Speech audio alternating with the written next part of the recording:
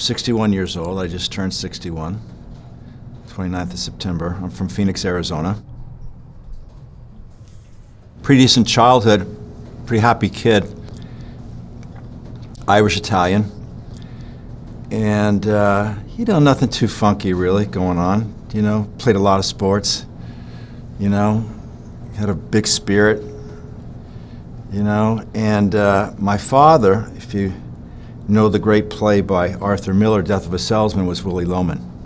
And Willie Loman he's a grifter, he's a dreamer, con man. They love me and the next big deal. And my dad had a lot of Willie Loman in him. And so we either had money or we didn't, and he always the next big deal. And he liked to drink, wasn't too funky, but my father was a handsome lad. And, he wasn't shy on sharing his talents with other women other sides my mother. And so I have a younger sister, Tori, and I have a younger brother, Sloane.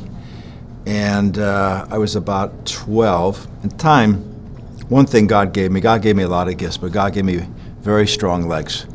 And I was quite the long-distance runner. And with not a lot of formal training, my dad wasn't savvy enough to realize his son was gifted that way. And my dream was to follow Steve Prefontaine. Made some great movies about him at Oregon. He was the one who put Nike on the map. He was the James Dean of running. And I watched his style and tried to mimic his style and his energy. And that was really like, I want to go to there and follow him and do that. And that was my goal, my prayer.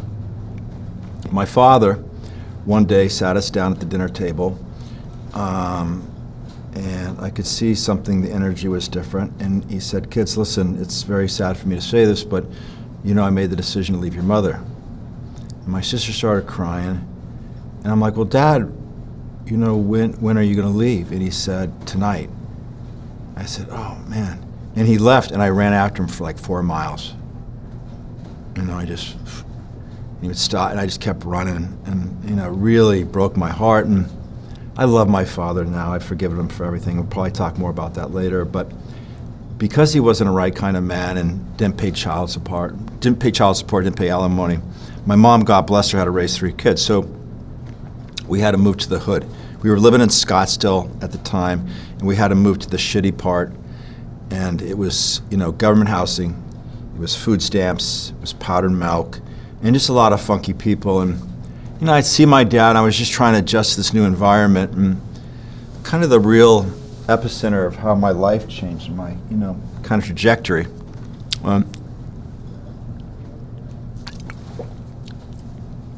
Probably 6 months, and I can still remember, the Venice apartment complex, 3500 North 75th Street.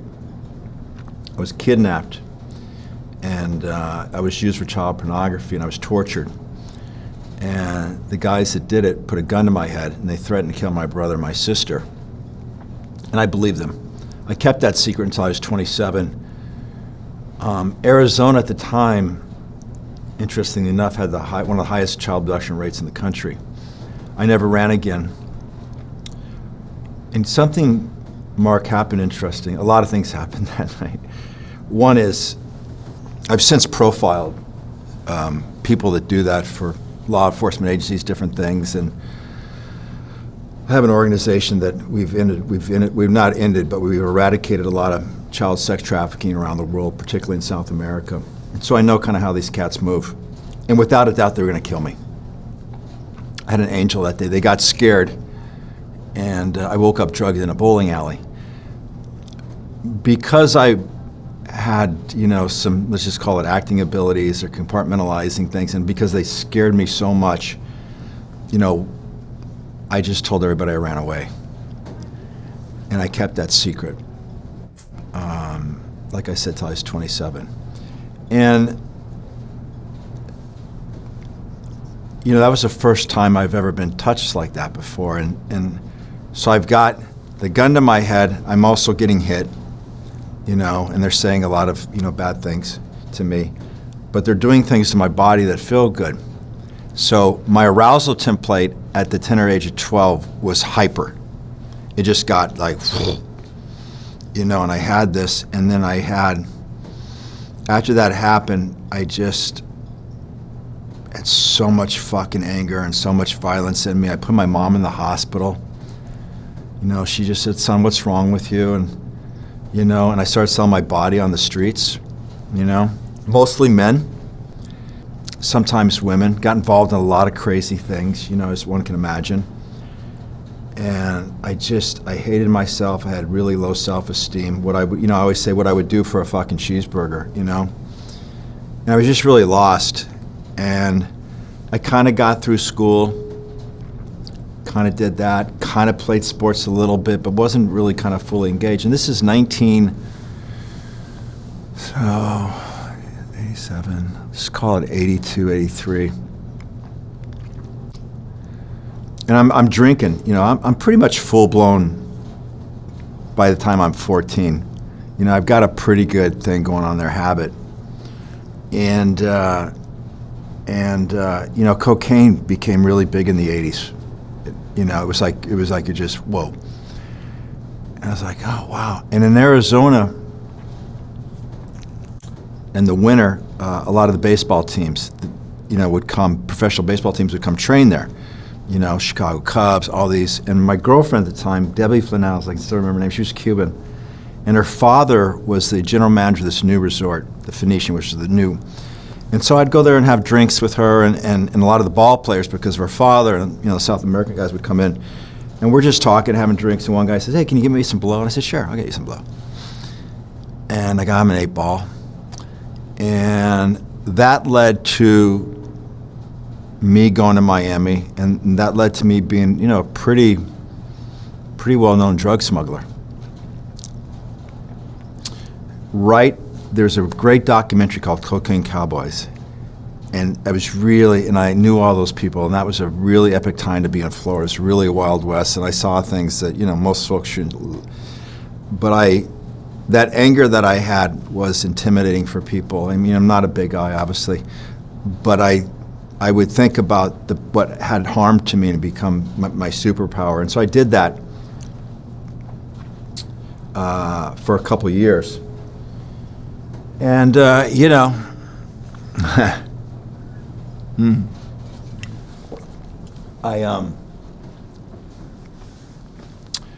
know, one day I'm here in Los Angeles, and I was going to the Bruce Springsteen concert, the Born in the USA tour, at the Memorial Coliseum. I think even back then, and I got on the floor, the tickets were like $1,500. And back when people used limousines, I was staying at the Mondrian with my girlfriend, and we were going, and I just happened to look back and I go, oh fuck, I'm being followed. Oh man. And I could just feel it, you know? And you know, one of the things that I always knew is trust your gut. And I'm gonna talk more about that and more about the street walking, because ironically, selling your body on the streets, if you're savvy enough, is this somebody who's gonna pay me a lot of money? Is this guy gonna arrest me? Is this guy gonna make me kill me? And you really get sophisticated on that and use those for better things in my life. But I knew intuitively, and it's like, fuck, are they gonna arrest me at the show? What's gonna happen? And I remember I could only stay for 4 songs. And I was like, fuck, and I left. And we went back to the hotel, went back to Arizona. I had a limousine company as a front. And I went out to show some property. I got a call to show some property, and and I got arrested. I forgot something. I'd already been to prison for running a stolen credit card operation when I was 17. So I got arrested. I was correct, they were following me. They'd been following me for 2 years. And I was like, wow, man. I didn't know that at the time, but I got arrested. And the folks that I was dealing with in Florida, very serious people. And they thought for sure I was going to turn on them, which I would never do. And I found out that there was a contract on my life, and these guys just don't fuck around. So I'm like, I got to get out of here. I made bail. I'm still using coke, I'm still drinking. And I moved out to San Diego. So that would have been 1986. And Mark, I would just remember, I was just like, the world was so loud, man. The world was so scary. And I'm deep in my addiction. I don't know, I'm driving around, I'm hiding out at the park by the zoo sometimes. I don't know if I'm gonna get killed, what's gonna happen. It was Top Gun came out that year, the big movie. So I would drive out where they would film it, you know, where they filmed it there. And I would just drink some Heinekens, do some blow, feel sorry for myself, go to the F Street bookstore, you know, and just go jerk off, find some girl, basically young girl, and, you know, have her just be my kind of sober companion and kind of guide me through life. And it was a lot. I was going back for these court dates, and my body was giving out. And, you know, I just remember on a day like we have in Santa Monica, being in Pacific Beach, and just hearing kids laugh outside and hearing families go by. And I was just like, I'm fucking missing it, man. I don't know what the fuck I'm gonna do. So I moved back to Arizona. I'm going to these court dates. It's not looking good. It's not looking, they're coming at me really hard. And the more evidence I realize they have on me. And, you know, now I'm like 190 now. Then I was like weighing 143. So I'm 22 years old. I got blood leaking from my rectum. I've got morning DT, so I'm shaking in the morning. I'm drinking, I'm throwing up. I'm jaundiced. And I really question whether or not I should be on this planet. And my sister, God bless her, Tori, came over to my apartment late at night with her sponsor from AA, Kathy. And she said, hey, Seano, I love you. I'm not here to judge you, but you're dying. And it's just too painful to watch me. And I can't hang out with you anymore. But if you want to come to an AA meeting with us, you're welcome to join us tomorrow. I'm like, okay.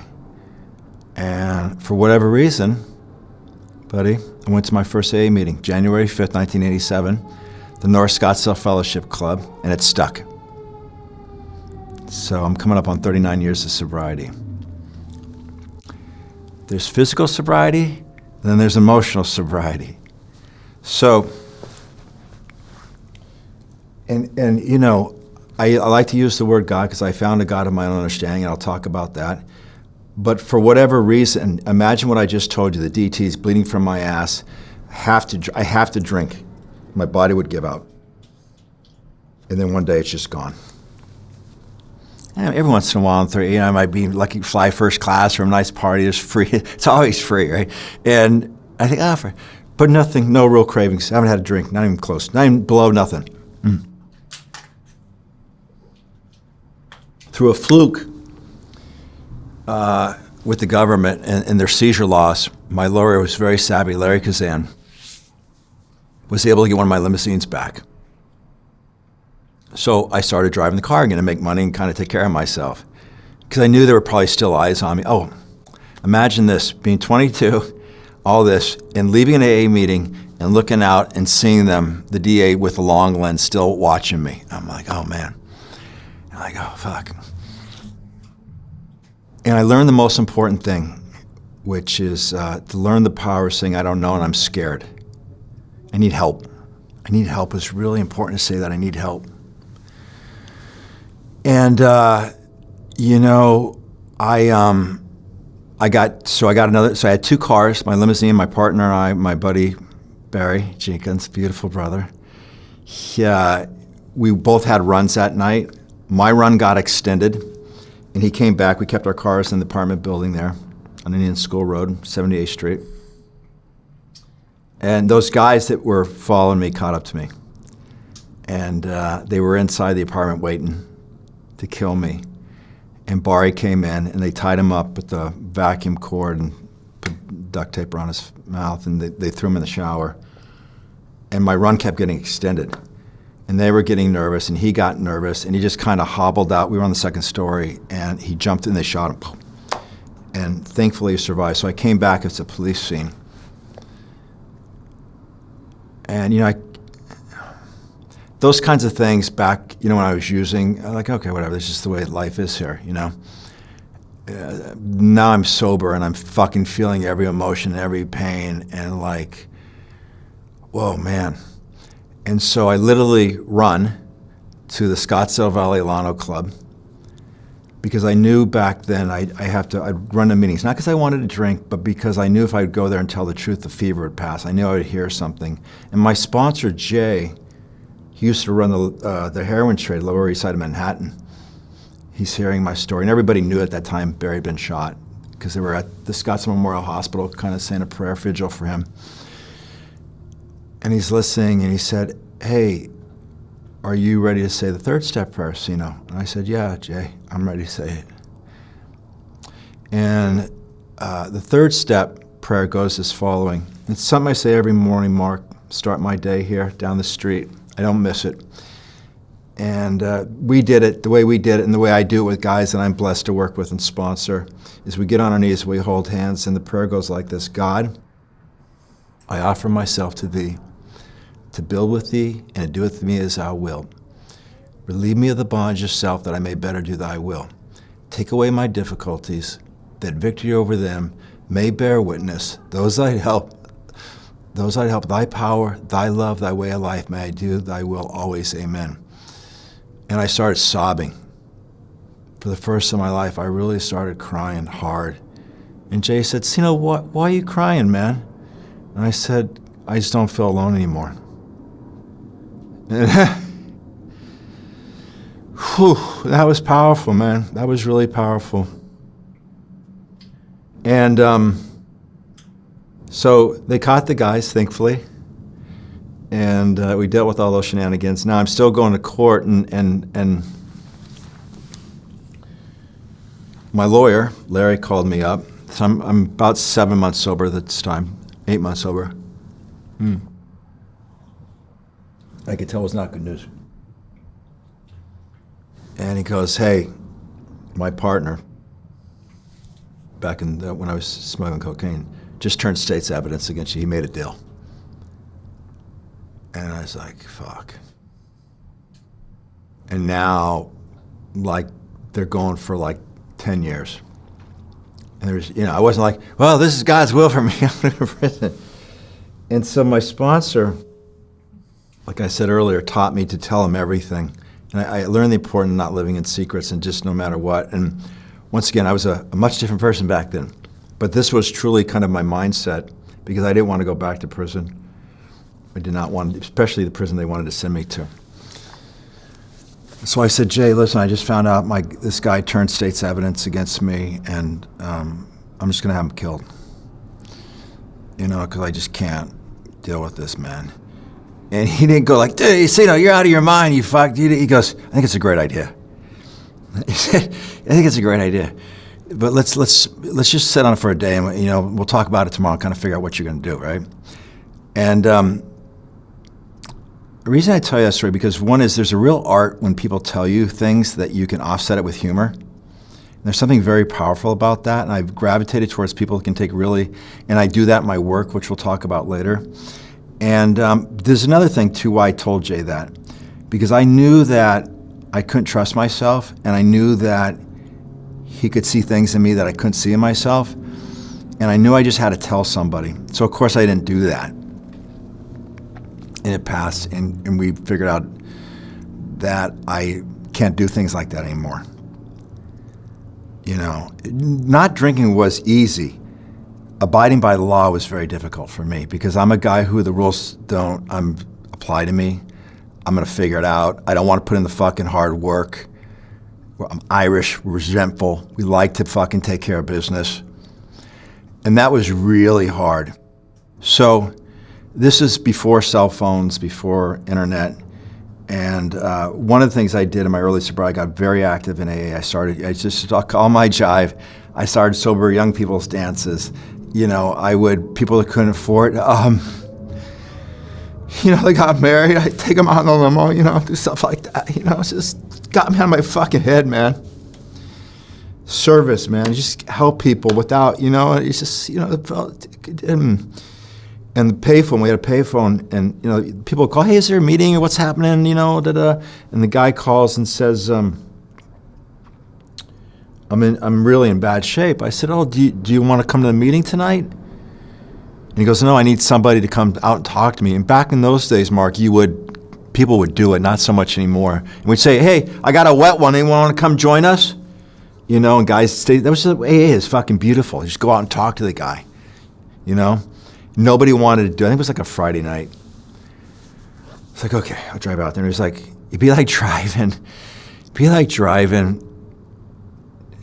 downtown, like on a Friday night. No, forget it. Better. Driving to Dodger Stadium on a Friday night from Santa Monica. There's no easy, it's just like, okay, just go. You committed to helping people. You go. I go to the guy's house, knock on the door, nobody answers. I go, this motherfucker.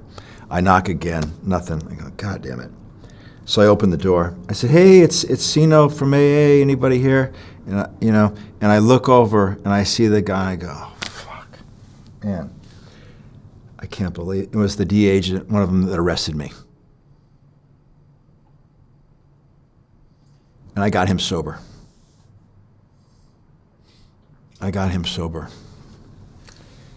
So about a year into my sobriety, I'm getting sentenced. And Larry says, Seano, listen, you've done great things. They really are hot on you, man. I might be able to get you 5 years, but it's probably going to be around 7. Oh, thanks, Larry.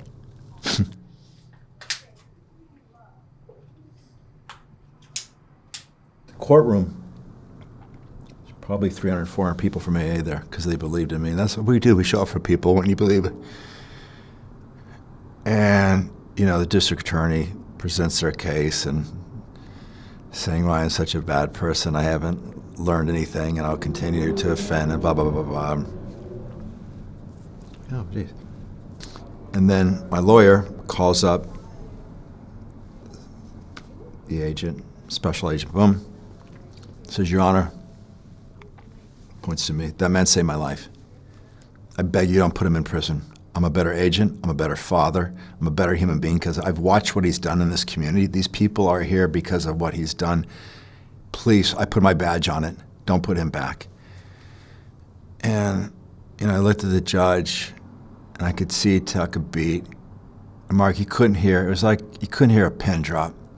He says, Mr. McFarland, please come to the stand. I did. And he's just looking at me. Just like this, like I'm looking at you. Just looking at me. And I'm like, oh, man. He goes, it must be your lucky day. You're a free man.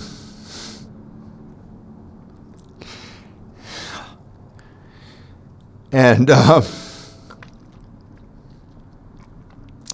place went crazy. It was fucking beautiful. Fuck, gotta fucking win for the team. You need a win sometimes.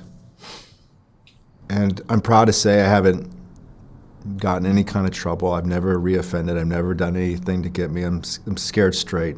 And that's a good thing. It's good to be scared to do bad things, for me anyways. And, my dream, I said, I don't know if I described it better. When I was in Arizona, I knew this was a small town. And when I'd come out here, I was fascinated with Los Angeles, and I was fascinated with Interview Magazine, and I was fascinated with, Dogtown and Malibu, and, oh man, I'd come out here with drug dealers, but I didn't really know kind of.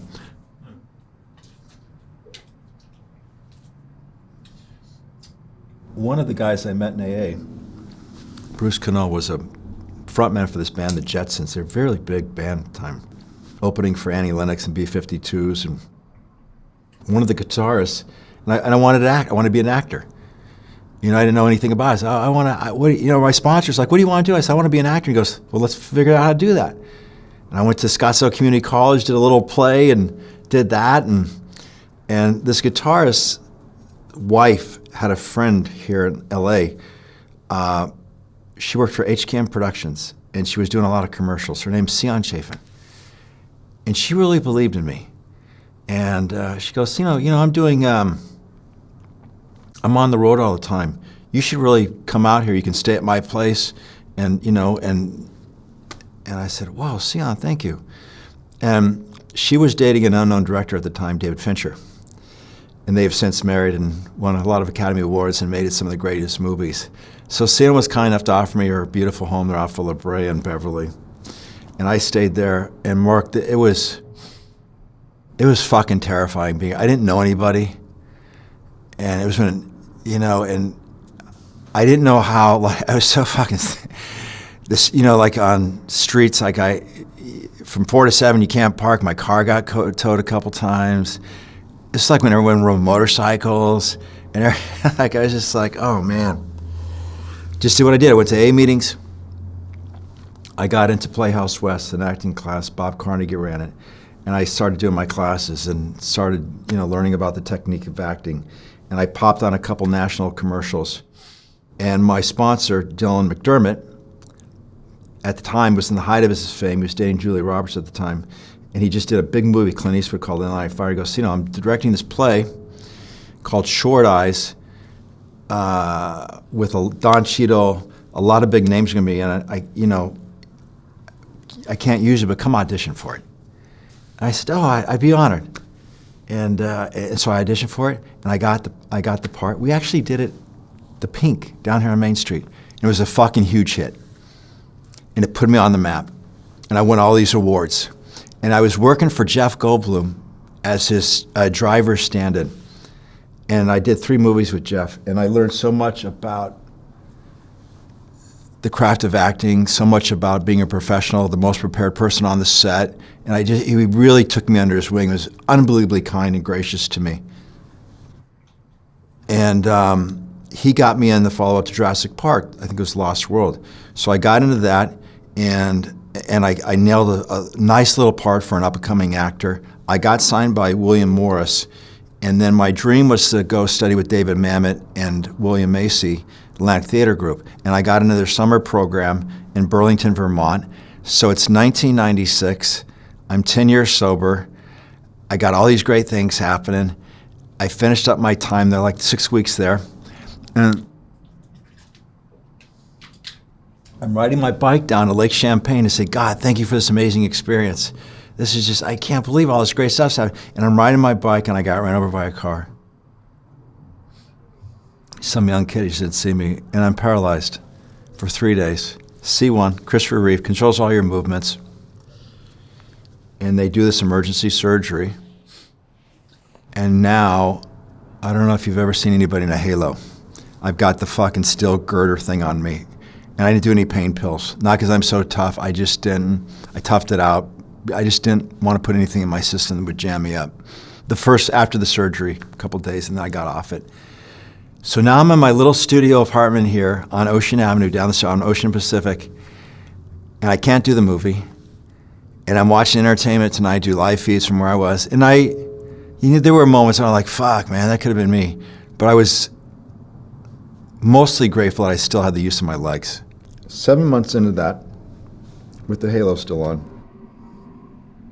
a buddy of mine's doing a movie over at Sony. And I was very active at that point in AA here. I ran meetings, and I was super big in Alcoholics Anonymous. And there's this basketball player in my buddy's movie that was getting in a lot of trouble. And he said, we just come do like a 12. I think you could talk to this guy, and maybe help him. I said, sure, I got nothing. I wanted to meet him. He seemed like an interesting cat. And I went over to his trailer. He didn't know what to do. And we were just talking. And about 15 minutes in, I said, hey, man, I don't want to be rude or presumptuous. I said, did somebody rape you? And he broke down crying. Him and I became best friends. The NBA hired me to work with him. I went to UCLA and graduated and taught my class. And I've been a therapist, coach, interventionist in private practice now for, 30 years almost.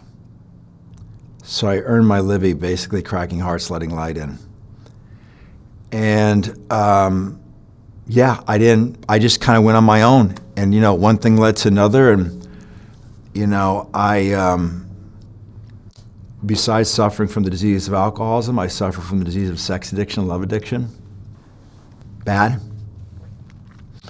And,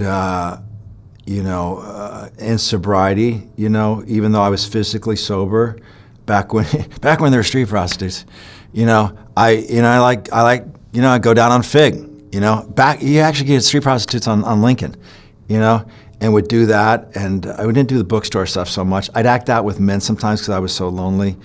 And, entered that program, SAA, SLAA, actually early sobriety. I just kind of let that one go. And then I got very involved with that and stopped all those behaviors, thank God. And one day on 2020, Barbara Walters was doing a special on sex addiction. It was very kind of snarkily at the end of it, oh, I never knew it was that bad. And everybody was in disguise, and their voices were scrimmed. And I thought to myself, this is really not a true portrayal of active sex addiction. I'm going to make a film about this, not knowing what the fuck I'm going to do, because that's just kind of what I do. I don't know what the fuck I'm going to do. I'm just going to ask somebody, like, how do you shoot a podcast? How do you do this? And okay, write my notes down. And I found my buddy Ian Sears, and we made a documentary called Addicted to Sex. And it's really good. And this is, and one day I get a phone call, and the person saying it's from Oprah Winfrey's office. And I thought it was one of my actor buddies just crank calling me. And I said, okay, Oprah, I'll call you back. And I said, and they call back again and say, listen, please don't hang up. Here's the number. Remember, it's 312 number. Call back. And I call back and say, listen, we got a copy of your documentary. Oprah would really like to have you on the show. I was like, oh, whoa, okay. And so I went on Oprah early in my career as a therapist. And once again, this is pre-internet, because I said to her on the show, oh, side note, from what I've told, I don't know if it's true or not, she doesn't talk to her guest, before the show. I'm sure, unless it's big stars, whatever. She wanted to talk to me. And we talked trauma survivor to trauma survivor. It was really powerful. She's a special human being, and very kind and gracious to me. But during the show, and I wasn't the only person on, there's some other persons on the show, I said, Oprah, do you know in your great city of Chicago, if you open the Yellow Pages, there are 47 pages of escort sites here. Somebody's paying for those. She's like, what? Am I a great city? I said, yeah. And we went on. And then I had a line that just came to me, and I said, the internet was starting to come on. I said, the internet's going to be the crack cocaine of sex addiction. And of course, that proved to be true. That put me on the map a little bit. I started getting more high-profile clients. I started building up my business, and I love my work. I love what I do.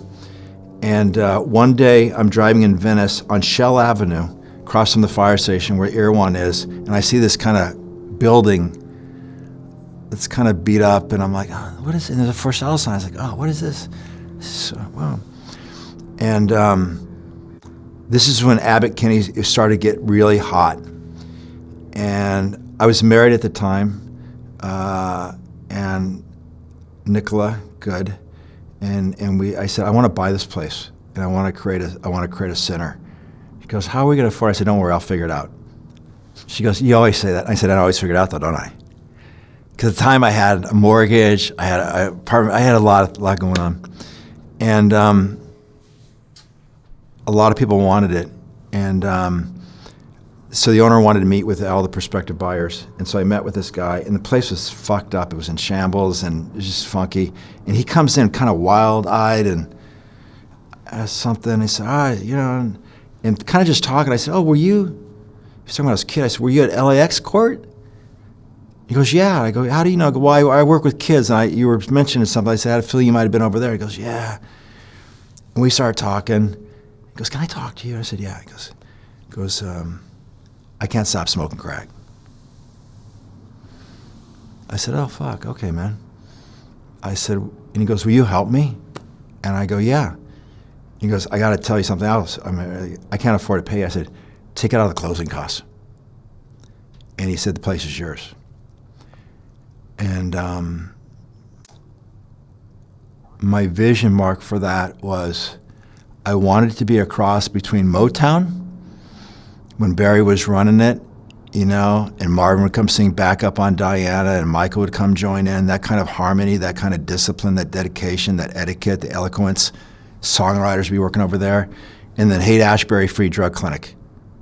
I wanted to bring those, and the Haight-Ashbury Drug Clinic, for those who don't know, was the first place in San Francisco that did free needle exchange. No shame, no judgment. If you want to get high, we just don't want you to die. There's actually a plaque on the placard on the entrance of Shell Avenue that says, "No shame allowed." And so Nicola built this center. And so that place has been open for 25 years now. And Shell's a recovery center. It's a hub. It's a community center. And you've got everybody from gang members to tech billionaires to everybody. And it's a residential facility. People come and stay there. And I curate the program for them. So that's how I earn my living. I love my job. And let me just break a couple things down. In sobriety, you work the 12 steps. And for me, as I mentioned earlier, resentments, getting over the resentments. How do you get over a resentment? And so the 4 steps so beautiful. It's kind of really what changed my life. Is column 1 is who you're resentful to. Column 2 is the cause. Column 3 is what is the effect. You know, and column 4, my part. My part. So, you know, yeah, I had some energy towards the people that hurt me,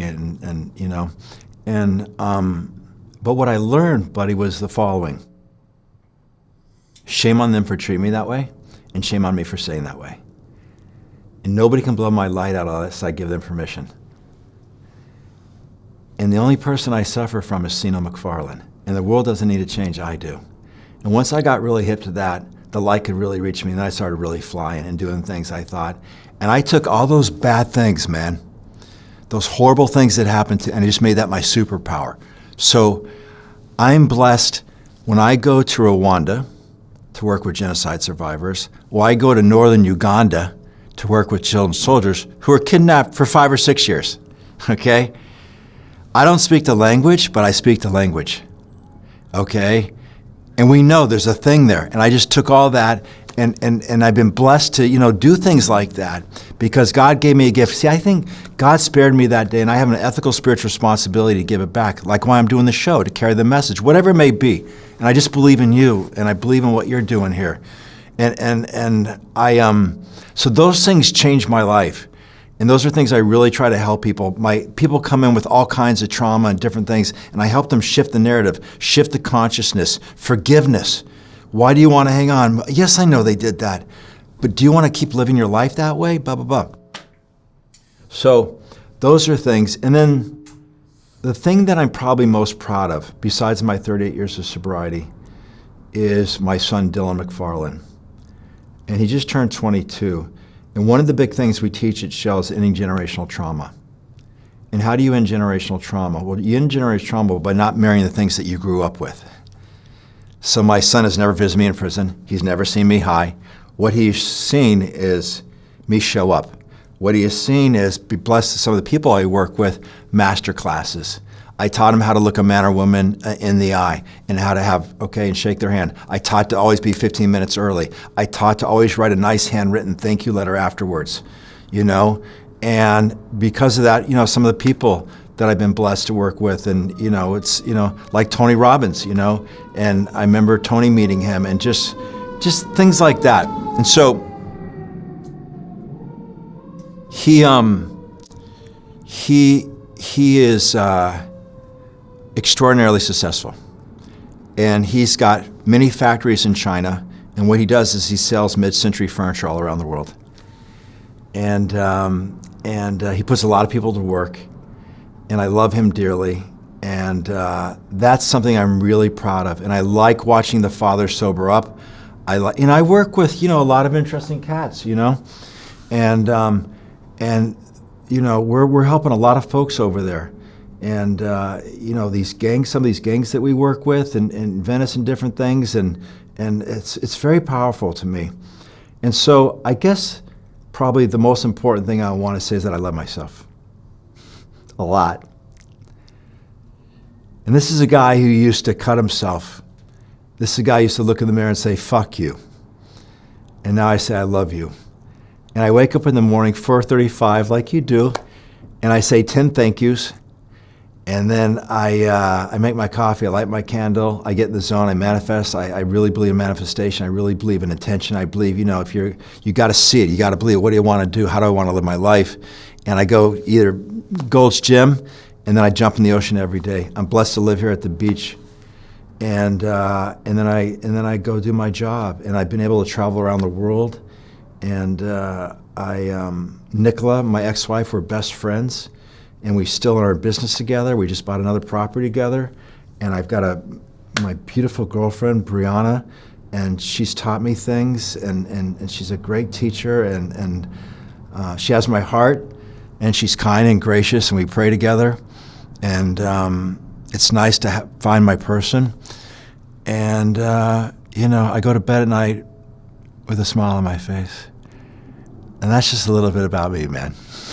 Loving yourself is the number one thing we can all do for It's the most important thing, buddy, self-love. I got a tattoo here, brother. I don't know if we can see it here. And it says, the first one to love wins. First one to love wins. So that's great. I'm not interested in fighting or feuding. I mean, somebody comes up on me, I'm going to take care of myself. But I'm more about, we're cool, brother. I'm going to let you do your thing. Cut in front of me. You're smarter, cooler, bigger dick, better head of hair. I'm not competing anymore. I'm just staying in my lane. Forgive and forget. Exactly. Move on. More important things to do.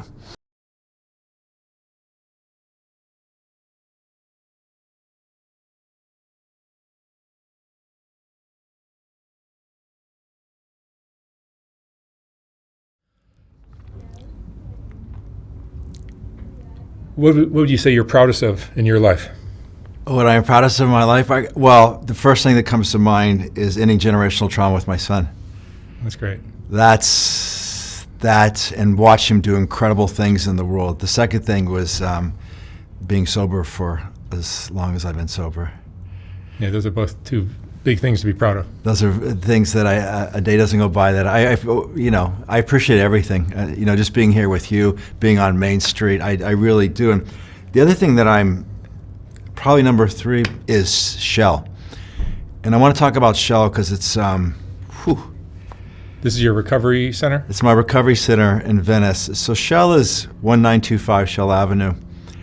And it's right across from the fire station. For people who know Venice, about 600 yards down the street from Irwan. It's probably a better marker.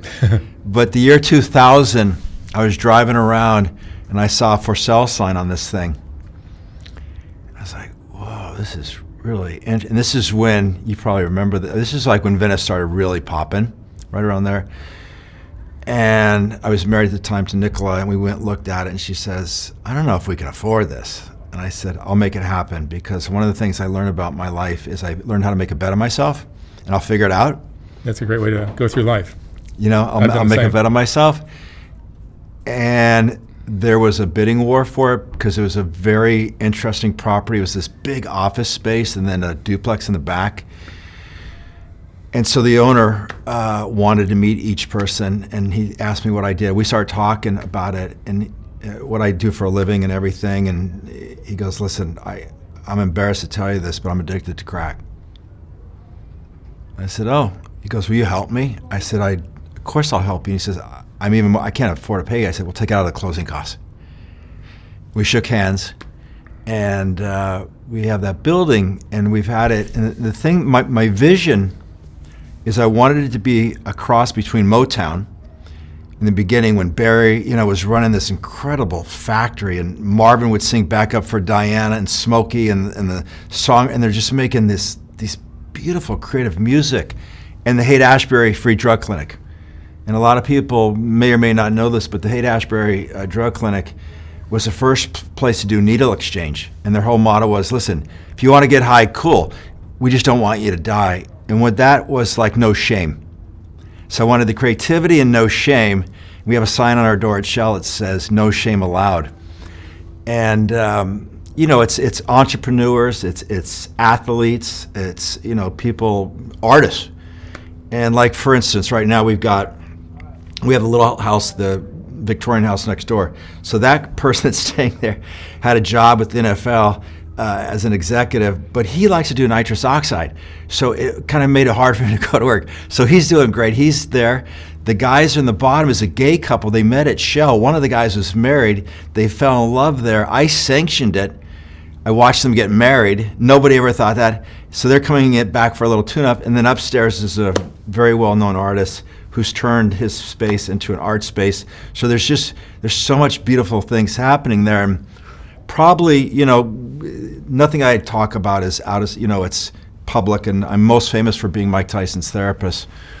And I was Mike Tyson's therapist. We've been working together almost 19 years. And I got him when he was in a really horrific state. He was probably about 360. He was broke. He was suicidal. He was in a really dark place. And over the years, he has stayed at Shell one time for like a year. And we became inseparable. And I always like to tell this story because I think it's fitting. We would go out places, like go to Jelena or somewhere, and the first thing in his mind was everyone's looking at him and saying, "Look at this big fat N-word," and it really bothered him, and it'd make him either angry or scared, and so the baddest man on the planet, right, had to learn how to ask for help. And so what we came up with was this system. It always gets me going. It's so powerful because I really love that man. When he would get scared like that, we'd walk into wherever it was, he would grab my hand and I would turn to him and I say, "Michael, you're loved, you're safe, we're okay right now." And then in like African tradition, we would touch heads. And I said, "We're okay." And I just thought, this guy is so open and vulnerable that he would do something like that. It was just so powerful. And and he got his life back in order, and he got sober and started doing different businesses, and he's in a very, very high frequency. Of course, he had the fight. I think it was the highest streaming sporting event ever. I'm very excited to see this. They're doing a special on Netflix. A big part of that is about our relationship together. And when they filmed a couple days, in the last day, he says, "I want to go see my own room." And the film crew went up there and he just laid down and he says, "This is home for me." He just cried for 5 minutes. That's why I'm a billionaire. It's really special and to be able to do things like that. But also, besides the Mike Tysons and all those, Shell it really is a sanctuary. And through Shell and our beautiful, a lot of the gang communities in there have come there for basically lay the weapons down and do some real soul surgery. And not only gotten sober there, changed course of direction, started business. And it really, Father Boyle at Homeboy Industries, who's I'm blessed to call a colleague and a friend. I feel like we're a small little Homeboy East, and I take in some of the things I've learned from him. But a lot of the families are changing because of Shell there, and their children are changing, and that means the world, because Shell's not about what you stop, it's about what you become. You gotta stop. It's what you become. Because we're going to shift the story. We're going to shift the consciousness. We're going to bring some light in. You're going to get tapped, and then you got to carry it on to our other brother and sister. And then lastly, probably 4 years ago, I was giving a keynote in Miami, and my friend Sylvia was so kind. She'd had this really nice dinner in my honor, and she sat me next to this, older fella, really sweet and kind. I said, "Well, what do you do for work, man?" He goes, "Well, I'm a bit of an entrepreneur." And I said, "Oh, okay." And we started to talk, and I said, "Well, like, tell me what you do. Like, what exactly?" "Well, have you ever heard of MTV?" I said, "Are you fucking kidding me? I love MTV." He goes, "I created that." And then I'm like, "Oh my God, it's fucking Bob Pittman." He goes, I run iHeart. And he goes, "You're a really great storyteller." I said, "Bob, I really?" He goes, "Yeah, I watched you. You had me there." And I said, he goes, "Would you like to be on the iHeart team?" I said, "Are you fucking kidding me?" And so we're in our third season. on iHeart Network, the Seano Show, and we've had Tony Robbins, we've had Josh Brolin, of course, the champ, a lot of great people. Actually, I think you'd be a great guest. Would you be on? Yeah, one day. Sure. One day? Whatever. You shoot it here in L.A.? Yeah, we shoot Venice. Yeah, I'll do it. I know. I would love you to have me on. That's so funny. You'd be an incredible guest. I have a hard time saying yes to things like that. Yeah, what? I have a hard time saying yes to Why? media. I don't like being in front of the camera, obviously. Yeah, That's why okay. I'm back here. Okay. But I do one. I tell myself I'll do one a year. Am I in the Yeah, 1 year? you're a good time. Okay, I'm gonna keep because I appreciate that though because I want to honor you because you're a special human being, man. You're doing amazing I don't like things. being too exposed. I respect that. I always respect that, and so that gives me. I really love doing that, and then I'll just probably say the last thing, and I'll shut up. Is season 3 we open up with Mickey Mays. Have you had him on the show? I have, yeah. Mickey, right? So he's a character, right? For sure. And it's going to certainly be out there. So once again, not talking out of school because our privacy is so important to me.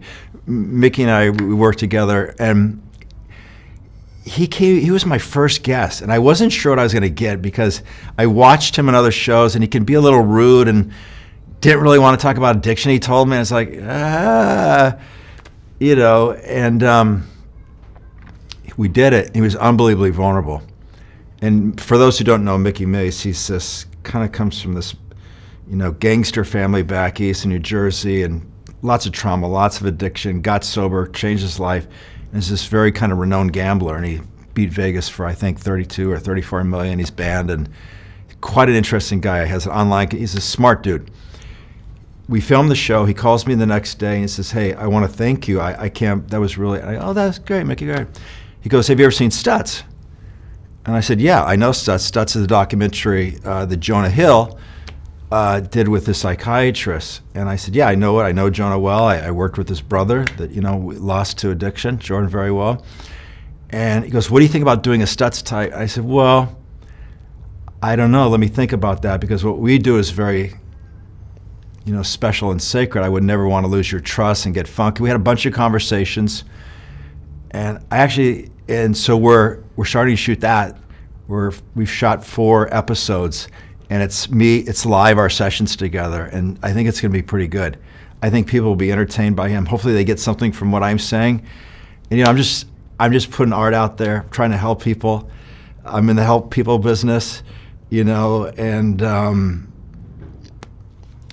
I think that's probably enough for me right now. I appreciate helping others is really the key to helping yourself too. I won't stay alive if I'm not helping others. I just won't do it. And there's no it's just the currency for giving back. But I've been so blessed. It's really not about being generous. It's about taking care of yourself. And by taking care of others, you take care of yourself. Amen. So you can actually do it from a selfish standpoint. Yeah. Because if you want to get better, if you want to be at peace, if you want to thrive and do great things in this world, helping others is the key to doing that. People say, "Do you miss drinking? You miss getting high?" I said, "Dude, the best high is watching the light come on. The best high is watching somebody do something they couldn't ever do. The best guy is a guy who's been a murderer, who changes his life around, helping people not become murderers.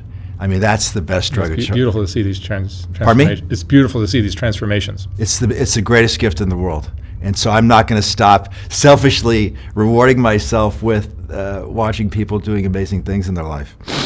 It's beautiful. Thank you, brother. Yeah, this is really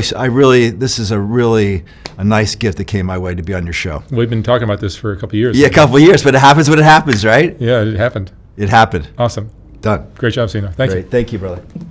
That's great. It's a good little add-on, right? That's great.